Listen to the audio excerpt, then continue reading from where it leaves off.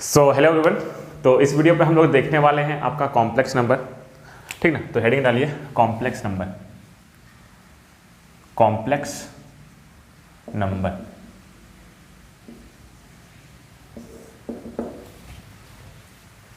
Complex number है क्या? Complex number है क्या? तो अभी तक हम लोग जो देख चुके हैं, जितने भी वीडियोज देखे हो, जितने भी क्लासेस आप अटेंड किए हो, उस पर हम लोगों ने इमेजिनरी नंबर क्या होता है उसके बारे में हम लोग सीख चुका है, और आयोटा का जो कॉन्सेप्ट है उसके बारे में हम लोगों ने सीख चुका है। इस पे जो है कॉम्प्लेक्स नंबर जो है वो क्या है ना, रियल नंबर और इमेजिनरी नंबर, रियल नंबर और इमेजिनरी नंबर का कॉम्बिनेशन है। बोलने का मतलब, जैसे मान लो कि एक कॉम्प्लेक्स नंबर z है, यदि ये z a प्लस IB के फॉर्म में रहे, क्या रहे ना, a प्लस IB के फॉर्म में रहे, तो इसी को हम बोलते हैं कॉम्प्लेक्स नंबर। इसी को हम लोग बोलते हैं कॉम्प्लेक्स नंबर। इसी को हम लोग क्या बोलते हैं? Complex number. बोलने का मतलब, जैसे z इक्वल टू हम लिखें 3 plus 4i, z equal to हम क्या लिखे 3 प्लस 4i। इसका मतलब क्या है ना कि ये जो 3 है, इस 3 को हम लोग बोलते हैं real part, real part, real part. और ये जो 4i है, ये जो 4i है, इसे हम लोग बोलते हैं इमेजिनरी पार्ट, पार्ट। समझ लो, ठीक है। यानी A और B, A और B, A and B belongs to real number, A and B belongs to real number. यानी जो A और B रहेगा वो क्या रहेगा ना, रियल नंबर रहेगा। A और B क्या रहेगा आपका? Real number. यानी कोई भी कॉम्प्लेक्स नंबर, कोई भी कॉम्प्लेक्स नंबर यदि इस फॉर्म में हो, यदि A प्लस IB के फॉर्म में हो, तो हम उसी को क्या बोलेंगे? कॉम्प्लेक्स नंबर बोलेंगे। क्लियर है? ठीक है। अब आपके मन में ख्याल आ रहा है सर कि z इक्वल टू सिर्फ और सिर्फ a रहे, ये सिर्फ और सिर्फ क्या रहे? a रहे, या फिर z इक्वल टू सिर्फ और सिर्फ IB रहे, ठीक ना। सिर्फ और सिर्फ a रहे या फिर IB रहे, तो ये क्या है ना, प्योर रियल है, प्योर रियल। और ये क्या है ना, pure imaginary.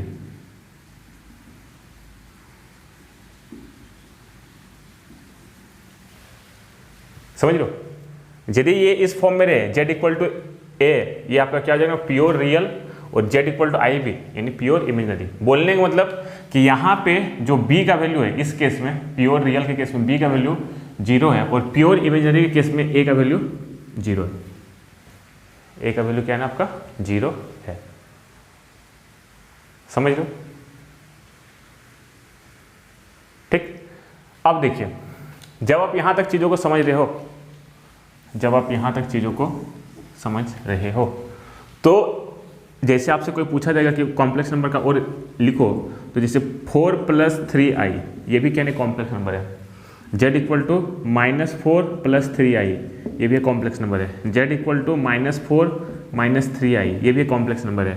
z equal to 4 minus 3i, ये भी कॉम्प्लेक्स नंबर है। ये भी क्या नहीं कॉम्प्लेक्स नंबर है। अब बोलोगे कि सर जी ठीक है, चलिए यहाँ तक तो हम समझ रहे हैं कि ये यदि इस फॉर्म में हो तो ये, बट ये 4 का मतलब क्या है, 3 का मतलब क्या है, कुछ और दूसरा तरीका से समझाइए, दूसरा तरीका से समझाइए। तो देखिए इसका तरीका क्या है,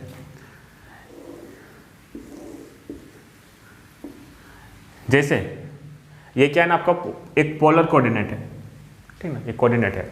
अब इस कोऑर्डिनेट पे हम क्या कर रहे हैं ना, इधर आपका जो एक्स एक्सिस हम लोग बोलते थे, इसे हम लोग बोलते हैं रियल एक्सिस, रियल एक्सिस। और इसे हम लोग जो बोलते हैं उसे बोलते हैं इमेजिनरी एक्सिस। इमेजिनरी एक्सिस, इसे हम क्या बोलते हैं, इमेजिनरी एक्सिस।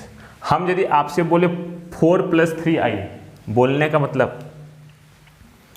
का मतलब इधर से आप 4 जाओगे, 1 2 3 4, ये 4 हो गया, और 3i, तो देखिए इधर जो रियल एक्सिस में जो रहेगा सिर्फ और सिर्फ रियल नंबर रहेंगे, रियल एक्सिस में जो रहेंगे वो क्या, सिर्फ और सिर्फ रियल नंबर रहेंगे।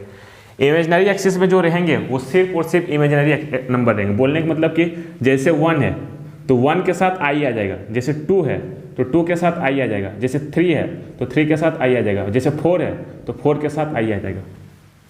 हम यदि बोले 4 + 3i, तो 4 + 3i यानी ये इस पॉइंट को दिखाएगा, ये जो नंबर है इस पॉइंट को दिखाएगा, ये जो पॉइंट हो जाएगा वो क्या हो जाएगा ना, 4 + 3i, 4 + 3i। समझ लो, इसे नोट डाउन कीजिए।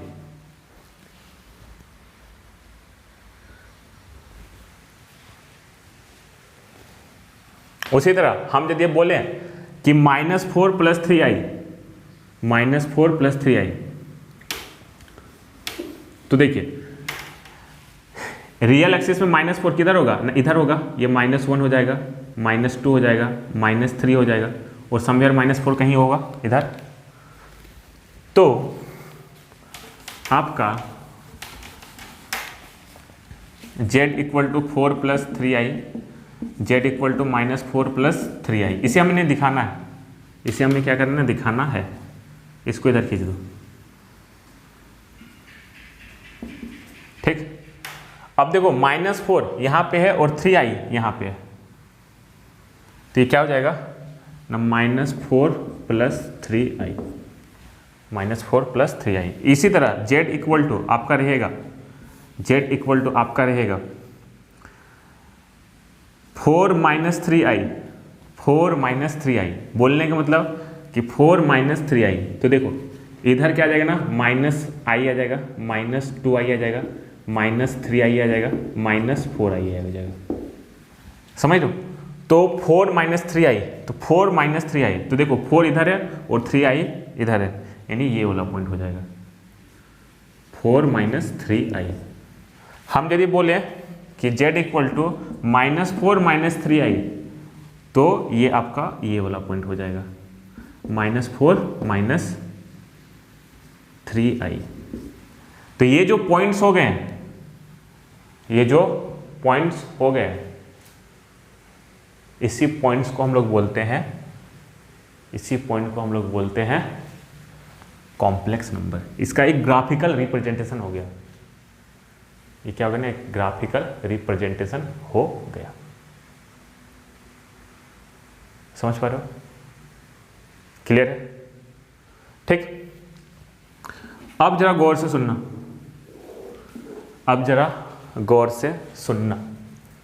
अब है क्या आपका, अब जो है आपका क्या है, अब जो है आपका, अब जो है आपका एक आता है आपका कंजुगेट। अब क्या आता है ना आपका कंजुगेट। तो conjugate of a complex number क्या है, conjugate of a complex number क्या है, तो लिखिए conjugate, conjugate of a complex number. तो जैसे मान लो कि एक कॉम्प्लेक्स नंबर हम लिखते हैं z = a + ib, z = a + ib, समझ लो। तो कंजुगेट बोलने का मतलब z कंजुगेट को हम लोग z बार से दिखाते हैं, ये क्या होता है ना, a - ib, a - ib। अब इसका फिजिकल सिग्निफिकेंस क्या है, ये क्या है ना कंजुगेट है, ये क्या ना कंजुगेट है, इसका फिजिकल सिग्निफिकेंस क्या है, तो देखो ये जो कॉम्प्लेक्स, ये जो पॉइंट है, इस पॉइंट को आप ऐसे क्या करो ना, जैसे मान लो कि ये आपका क्या है ना कॉम्प्लेक्स प्लेन है, ये क्या है ना आपका एक कॉम्प्लेक्स प्लेन है। अब ये क्या है ना एक्सिस है, मान लो कि हमने यहाँ पे एक पॉइंट दिखाया, अब इस प्लेन को ऐसे मोड़ दो, ऐसे मोड़ दो, तो ये वाला पॉइंट देखो, ये वाला पॉइंट यहाँ पे जाके मिलेगा, यानी ये वाला पॉइंट यहाँ पे आके मिलेगा, ये वाला पॉइंट कहाँ पे मिलेगा, यहाँ पे। तो ये जो पॉइंट हो गया इस पॉइंट का कंजुगेट है, और ये जो पॉइंट हो गया इस पॉइंट का कंजुगेट है, ये जो पॉइंट है इस पॉइंट का कंजुगेट है, ये जो पॉइंट है इस पॉइंट का कंजुगेट है, समझ लो। उसी तरह ये जो पॉइंट है इस पॉइंट का कंजुगेट है, ये जो पॉइंट है इस पॉइंट का कंजुगेट है। क्लियर है? ठीक है। यानी बस आपको क्या करना है ना, a माइनस आई बी। जैसे हम एक क्वेश्चन लिखते हैं z equal to 4 plus 3i, 4 plus 3i, बस आपकोib को माइनस कर देना है, तो क्या हो जाएगा ना 4 माइनस 3i। और इसको यदि आप ऐसे मोड़ोगे तो आपको ये पॉइंट मिलेगा। आपको कौन सा पॉइंट मिलेगा ना, ये वाला पॉइंट मिलेगा।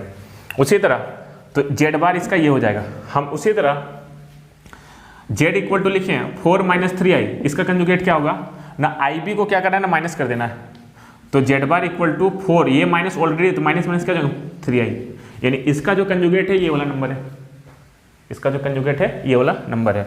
उसी तरह हम यदि लिखें z equal to minus 4 plus 3i, बस ib को आपको क्या करना है ना माइनस में कन्वर्ट कर देना है, तो क्या हो जाएगा ना z bar equal to -3 minus 3i। तो इसका जो कंजुगेट हो गया ये वाला हो गया। उसी तरह z इक्वल टू हम लिखेंगे -4 माइनस 3i, तो इसका जो कंजुगेट हो जाएगा वो क्या हो जाएगा ना माइनस ib को सिर्फ क्या करना है माइनस लगा देना है, यानी -4 और माइनस माइनस प्लस 3i। समझ लो कंजुगेट क्लियर है? हाँ है ना आसान कंजुगेट, तो इसे जल्दी से कॉपी कर लीजिए। उसके बाद आपका आता है मॉडुलस। उसके बाद आपका क्या आता है ना modulus, modulus of a complex number.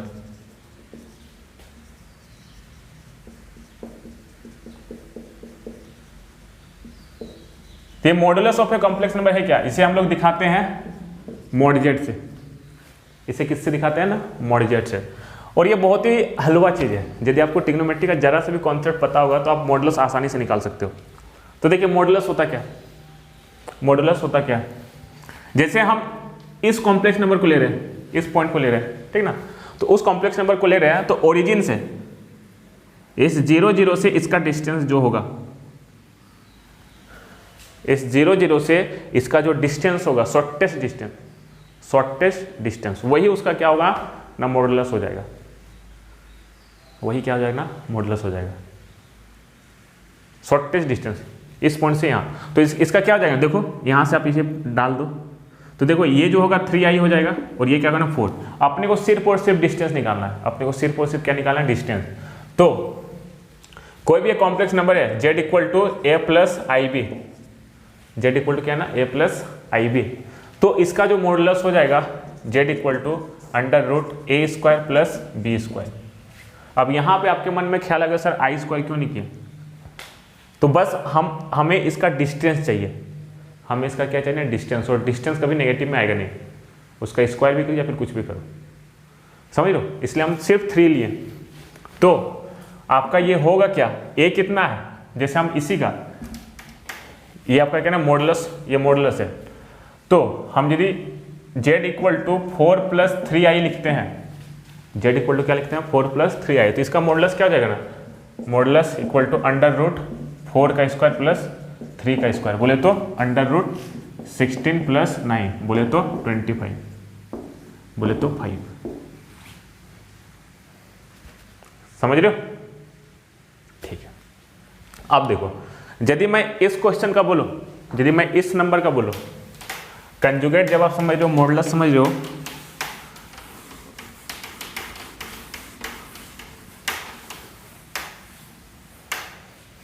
जैसे मैं बोलूं z equal to -4 plus 3i, -4 plus 3i, इसका बताओ मॉडुलस, तो इसका मॉडुलस क्या हो जाएगा ना z इक्वल टू -4 का स्क्वायर प्लस 3 का स्क्वायर, तो ये कितना आ जाएगा ना 16 प्लस 9, बोले तो 25, बोले तो √5, सॉरी 5, यानी 5 यूनिट। उसी तरह हम इसका बोले -4 माइनस 3i, इसका कंजुगेट मॉडुलस क्या हो जाएगा, तो z इक्वल टू क्या हो जाएगा ना √-4 का स्क्वायर प्लस -3 का स्क्वायर, तो क्या हो जाएगा ना 16 प्लस 9, बोले तो 25, बोले तो 5। क्लियर है? उसी तरह हम इसका यदि मॉडुलस बोलेंगे, यदि हम इसका मॉडुलस बोलेंगे तो इसका मॉडुलस क्या जाएगा ना, z equal to 4 minus 3i, तो मॉड z इक्वल टू क्या जाएगा ना, अंडर रूट 4 का स्क्वायर प्लस माइनस 3 का स्क्वायर, तो ये क्या हो जाएगा 16 प्लस 9 बोले तो 25, बोले तो 5। अब सुनो जरा सा, गौर से सुनना, गौर से सुनना। यदि कोई भी एक कॉम्प्लेक्स नंबर दिया हुआ है, कोई भी एक कॉम्प्लेक्स नंबर दिया हुआ है, तो देखो इन चारों का केस में, इन चारों का केस में मॉडुलस आपका क्या है ना, चारों का सेम है, मॉडुलस चारों का क्या है ना, सेम है, चारों का मॉडुलस सेम है, चारों का मॉडुलस सेम है। तो एक कॉम्प्लेक्स, यदि बहुत सारे कॉम्प्लेक्स नंबर है तो इट मे बी कि उन सारे का जो मॉडुलस होगा सेम होगा, इट मे बी। तो अपने को अलग अलग कॉम्प्लेक्स नंबर को डिस्टिंग्विश करने के लिए और एक अपने को पैरामीटर चाहिए, और एक अपने को क्या चाहिए ना, पैरामीटर चाहिए। तो जैसे हम लोग बोलते हैं आर्गुमेंट, जिसे हम क्या बोलते हैं, आर्गुमेंट। तो आर्गुमेंट होता क्या है, आर्गुमेंट होता क्या है,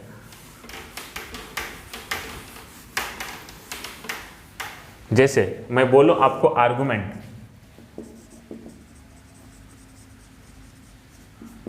ठीक ना, आर्गुमेंट। तो आर्गुमेंट जो है, ये जो कॉम्प्लेक्स नंबर का ये वाला जो है एक्स एक्सिस के साथ कितना एंगल बनाया हुआ है, ये जो है रियल एक्सिस के साथ कितना एंगल बनाया हुआ है। जैसे ये रियल एक्सिस के साथ कितना एंगल बनाया हुआ है, जैसे ये रियल एक्सिस के साथ कितना एंगल बनाया हुआ है, जैसे ये रियल एक्सिस के साथ कितना एंगल बनाया हुआ है। तो जैसे मैं बोलूं आर्गुमेंट, बोले तो थीटा, थीटा। तो आर्गुमेंट इक्वल टू होता क्या है, जैसे तो tan थीटा, यदि हम इस ट्रायंगल को ले ए बी सी, तो tan थीटा इक्वल टू क्या आ जाएगा, ये जो थीटा है, इसी थीटा को हम लोग क्या बोलते हैं ना, आर्गुमेंट बोलते हैं, इसी थीटा को क्या बोलते हैं, आर्गुमेंट बोलते हैं। तो tan थीटा इक्वल टू क्या आ जाएगा बताओ, तो tan थीटा इक्वल टू होता है परपेंडिकुलर बाय बेस। तो परपेंडिकुलर क्या है ना, ए बी है, और बेस क्या है ना, बी सी है। तो ये क्या हो जाएगा ना, जैसे इधर देखो, ये ए है, ये बी है, ये सी है, ये कितना है ना 3i है, और ये कितना है ना 4 है, समझ लो, ये 3i है और ये 4 है।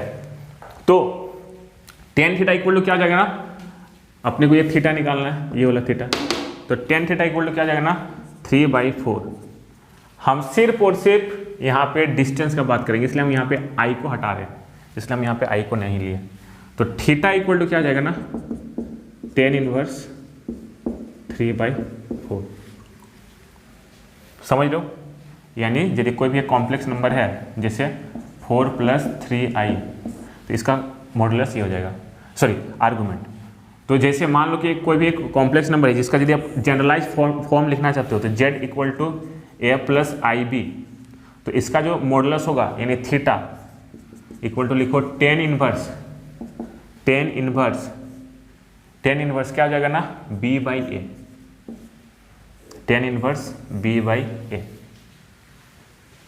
समझ लो, आर्गुमेंट क्लियर है, ठीक है। तो जब हम लोग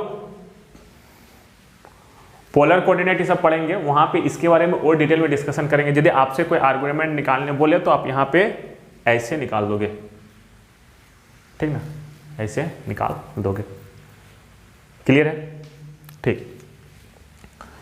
अब देखो, जैसे हम बात करें कि इसका आप निकालो, इसका क्या निकालो ना, आप आर्गुमेंट निकालो, तो z equal to -4 + 3i, z equal to -4 + 3i, तो इसका आर्गुमेंट क्या हो जाएगा ना, थीटा इक्वल टू ना tan इनवर्स 3/-4, तो आप यहाँ से निकालोगे, कैलकुलेटर से आप ये वैल्यू निकाल सकते हो, समझ पा रहे हो। या फिर देखो यहाँ पे 3/4 है, यदि आप ट्रिग्नोमेट्री पढ़ोगे, तो आप क्या करोगे ना, आप ये देख के बता दोगे कि ये जो है a माइनस है, ये क्या है ना माइनस है, यानी ये कौन सा कोऑर्डिनेट में चला जाएगा ना, या फिर वो सेकेंड में रहेगा या फिर थर्ड में रहेगा, बट 3i क्या ना प्लस है, तो इसलिए ये थर्ड क्वाड्रेंट में ही आएगा।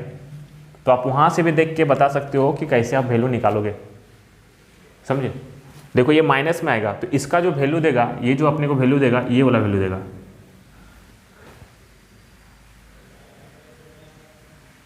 समझ लो, ठीक। तो इस तरह से आप चीज़ों को निकालोगे।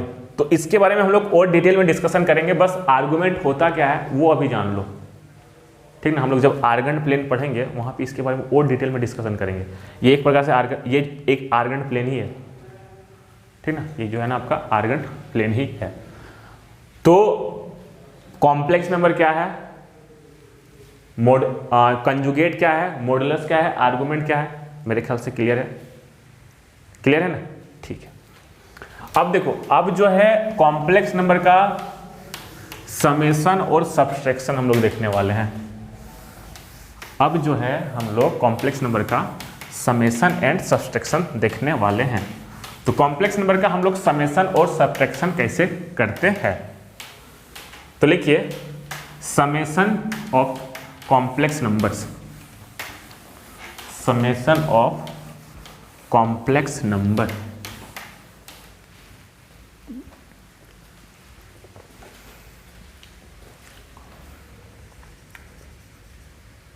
सम ऑफ कॉम्प्लेक्स नंबर,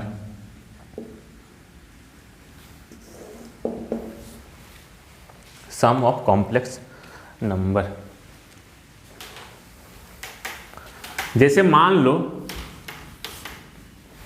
लीजिए कि आपको कोई कॉम्प्लेक्स नंबर दिया हुआ है z equal to A plus I B. क्या दिया हुआ है, z equal to A plus I B. जब z equal to A plus I B दिया हुआ है और एक कॉम्प्लेक्स नंबर दिया है, मान लीजिए z1 है, ये a1 b1 है, मान लीजिए कॉम्प्लेक्स नंबर z2 दिया हुआ है a2 प्लस आई b2। तो z1 प्लस z2 होगा क्या ना, z1 का और z2 का इमेज रियल पार्ट। तो z1 और z2 का रियल पार्ट क्या है, a1 और a2 है, यानी a1 प्लस a2 प्लस इसका imaginary part i into b1 plus b2। समझ लो बोलने का मतलब, यदि z इक्वल टू हम लिखे 4 plus 3i, z1 equal to, और z2 इक्वल टू हमने लिखा 5 प्लस 4i, तो z1 प्लस z2 बोले तो एक z3 हम लोग मान लिए, ये जो होगा वो क्या जाने, ये इसके साथ सम हो जाएगा, ये 4 प्लस 5, 4 प्लस 5 प्लस i बाहर ले लो 3 प्लस 4, बोले तो 9 plus 7i, 9 plus 7i। Clear है, ठीक है। उसी तरह यदि मैं और एक कॉम्प्लेक्स नंबर ले लूँ, z इक्वल टू आपका क्या है, z इक्वल टू आपका रहेगा कुछ यूँ,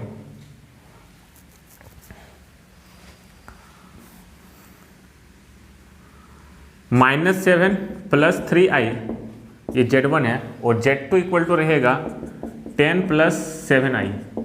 तो z1 प्लस आपको z2 निकालना है, तो क्या जाएगा, ये इसके साथ सम हो जाएगा, यानी -7 plus 10 plus this 3 plus 7 into I, तो क्या हो जाएगा ना 3 प्लस 10i, ये क्या ना z1 प्लस z2 हो जाएगा, z1 प्लस z2 हो जाएगा। ये क्या हुआ ना, सम हो गया, ये क्या हुआ ना आपका सम हो गया।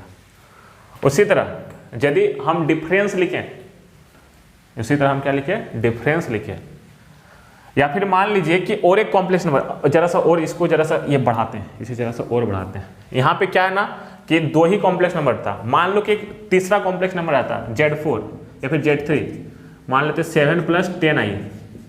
तो इसको क्या कैसे जोड़ते हैं ना, देखो ये दोनों को जोड़ लो, उसके बाद इसको जोड़ दो, या फिर तीनों का रियल पार्ट को जोड़ दो और तीनों का इमेजिनरी पार्ट को जोड़ दो।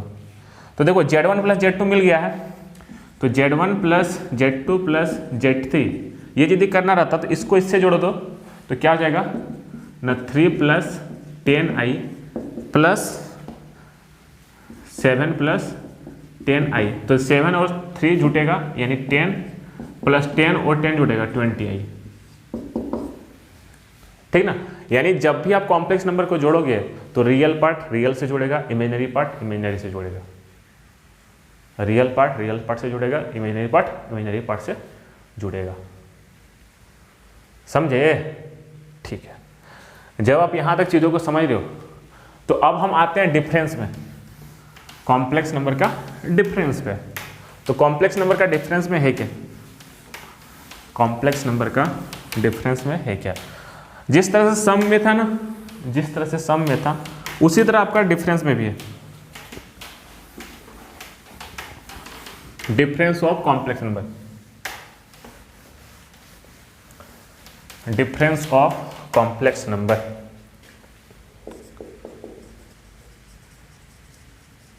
Differences of complex numbers.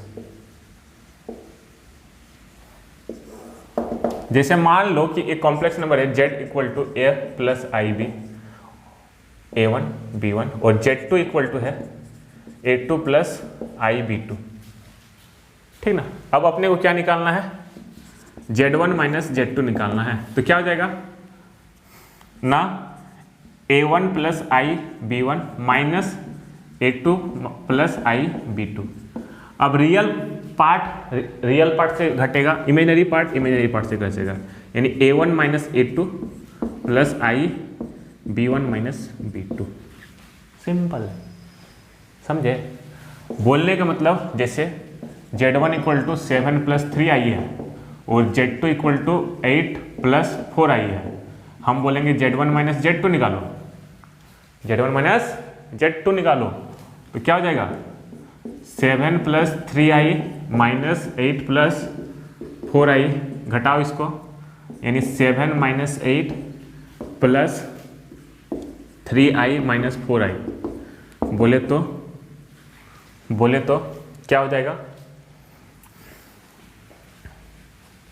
-1 minus आई, यानी यहाँ पे माइनस आई, तो क्या हो जाएगा ना -1 माइनस आई, -1 माइनस आई।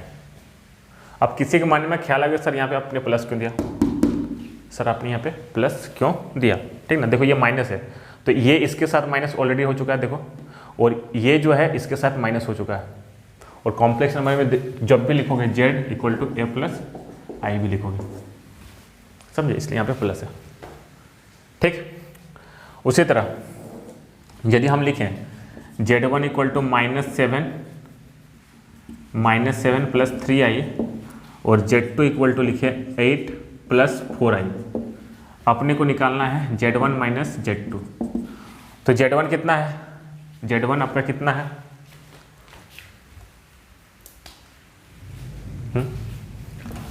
z1 आपका कितना है ना, -7 प्लस 3i, और ये क्या है ना प्लस 8, सॉरी रुकिए, माइनस यहाँ पे होगा, माइनस क्या है ना 8 प्लस 4i, ये हो गया। अब इसे घटाओ तो क्या हो जाएगा -7 और 8 किसके साथ घटेगा, 8 के साथ, प्लस 3i माइनस 4i, समझे। तो ये आपका एक नया कॉम्प्लेक्स नंबर मिला, तो ये क्या हो जाएगा ना माइनस क्या हो जाएगा -15 प्लस ये कितना आ जाएगा -i, यानी क्या जाएगा 15 माइनस आई, समझ लो। तो ये है आपका कॉम्प्लेक्स नंबर का डिफरेंसेस, ये क्या है ना आपका कॉम्प्लेक्स नंबर का डिफरेंसेस, समझे। इसे लिखिए, इस चीज को लिख लीजिए।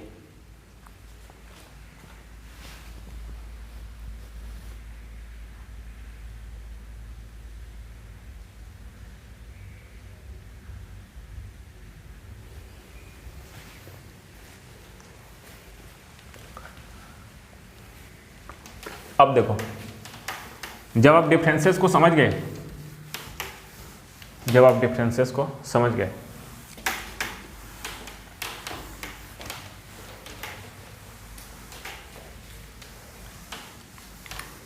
यदि कोई भी दो कॉम्प्लेक्स नंबर है, एक है z1 और एक है z2, तो Z1 प्लस Z2 करोगे या फिर Z2 प्लस Z1 करोगे तो ये ऑलवेज इक्वल होगा, ये ऑलवेज इक्वल होगा।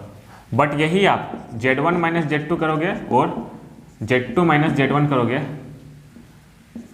तो इट मे बी कि ये कभी इक्वल नहीं होगा, ये ऑलवेज इक्वल, ऑलवेज वैलिड, ठीक ना। Some time valid, some time it valid, some time कभी कभी ये वैलिड हो सकता है, अदरवाइज नहीं होगा, या फिर ये होगा ही नहीं, ये कभी होगा ही नहीं, समझ लो, ये कभी आपका इक्वल नहीं होगा। क्लियर है? ठीक है, तो ये आपका क्या है ना प्रॉपर्टीज है। देखो अब हम क्या सीखे हैं ना, सम सीख गए हैं, डिफरेंस सीख गए हैं, अब आता है आपका मल्टीप्लिकेशन। अब आपका आता है मल्टीप्लिकेशन। अब मल्टीप्लिकेशन आने से पहले आप जान लो इक्वलिटी, यानी इक्वल कॉम्प्लेक्स नंबर। आप जान लीजिए equal complex number, equality of complex number. तो नेक्स्ट हेडिंग डालिए equality of complex number, equality of complex number. तो ये इक्वलिटी ऑफ कॉम्प्लेक्स नंबर है क्या? इक्वलिटी ऑफ कॉम्प्लेक्स नंबर है क्या? मान लो कि एक कॉम्प्लेक्स नंबर है Z1 जो इक्वल है Z2 के। मान लीजिए कि कोई भी कॉम्प्लेक्स नंबर है Z1 जो क्या है ना Z2 के इक्वल है। इसका मतलब यानी Z1 इक्वल टू मान लो A प्लस IB है और Z2 इक्वल टू मान लो ये A1 B1 है और ये A2 प्लस I B2 है। इसका मतलब यदि ये दोनों इक्वल कॉम्प्लेक्स नंबर है यानी A1 इक्वल टू A2 होगा और B1 इक्वल टू B2 होगा, A1 इक्वल टू A2 होगा और B1 इक्वल टू B2 होगा, तभी ये दोनों जाके इक्वल होगा, अदरवाइज नहीं होगा। समझे? ठीक है, तो एक क्वेश्चन कर लो, यदि Z equal to x plus 2 plus I into Y, ये Z1 है, और Z2 equal to 7 plus 3 I है, तो फाइंड, और आपका क्या है ना Z1 इक्वल टू Z2 है, तो find value of x and y, x and y। तो देखो अपने को x और y का वैल्यू फाइंड आउट करना है। तो जब ये दोनों कॉम्प्लेक्स नंबर आपस में इक्वल है तो क्या होगा, real part of Z1, real part of Z1 equal to real part of Z2, real part of Z1 equal to real part of Z2, और imaginary part of Z1 equal to imaginary part of Z2, imaginary part of Z1 equal to imaginary part of Z2। तो आप यहां से क्या करोगे,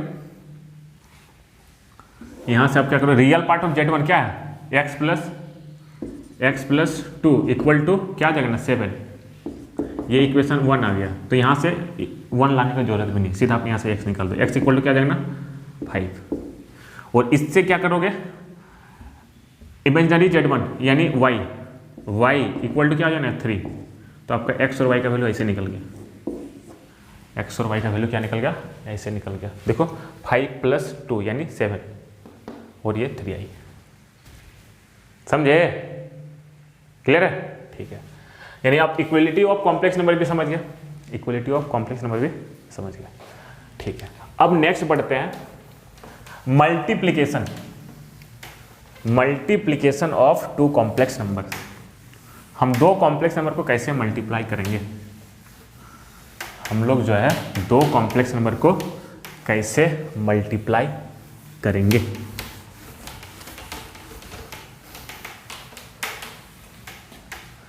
multiplication of complex number.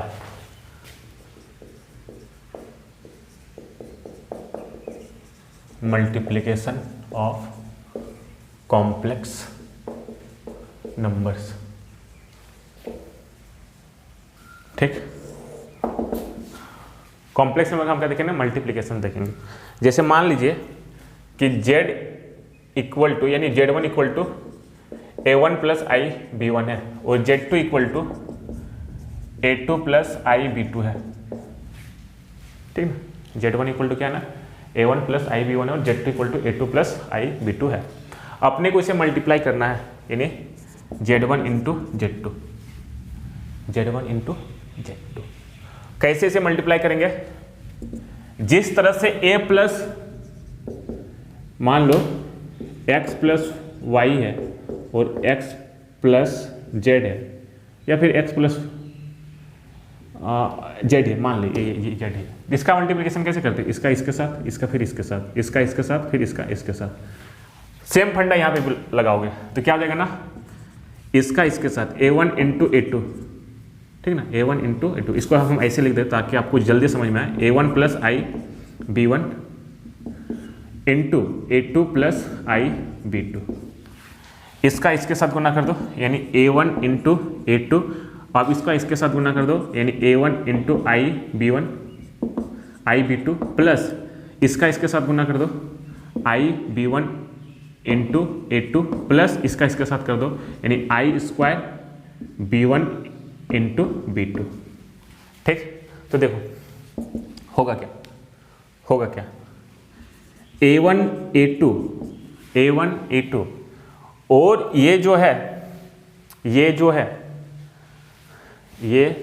है आपका क्या हो जाएगा ना, यहाँ से i कॉमन ले लो, यहाँ से i यदि कॉमन ले लोगे तो क्या हो जाएगा ना, a1 b2 plus b1 a2 और इसे यदि आप लिखोगे तो ये क्या हो जाएगा माइनस b1 इंटू b2, क्योंकि i स्क्वायर का वैल्यू क्या होता है ना -1।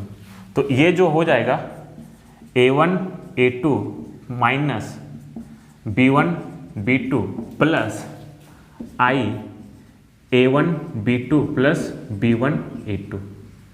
ये क्या है ना, multiplication of two complex number है। ये क्या है ना, multiplication of two complex number है। इस चीज़ को कॉपी कीजिए, इस चीज़ को कॉपी कीजिए।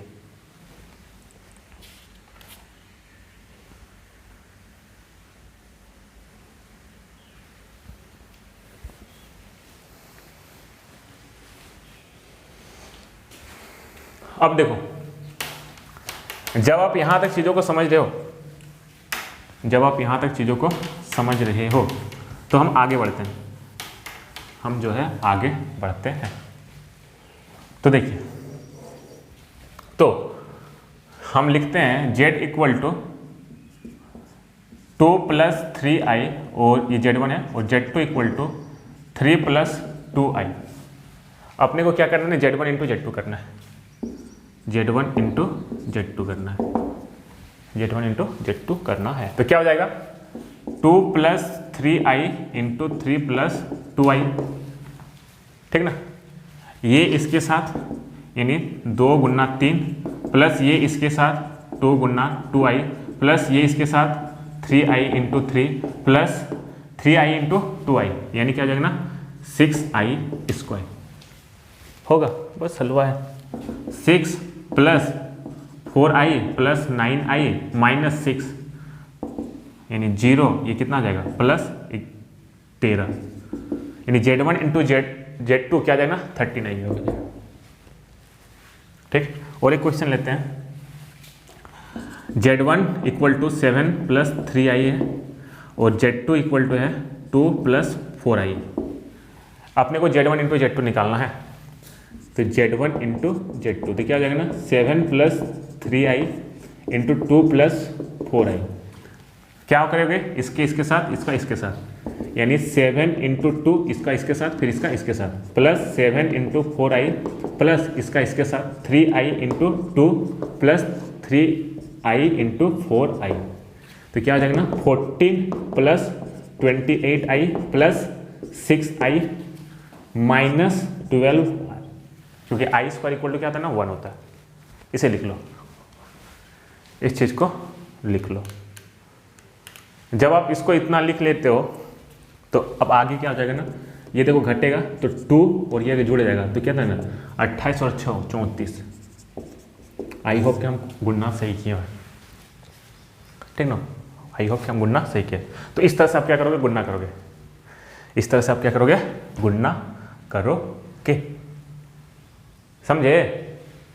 ठीक है।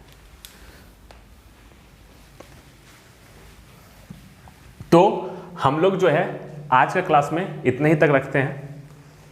तो हम लोगों ने आज सीखा क्या कि कॉम्प्लेक्स नंबर क्या होता है, व्हाट इज कॉम्प्लेक्स नंबर।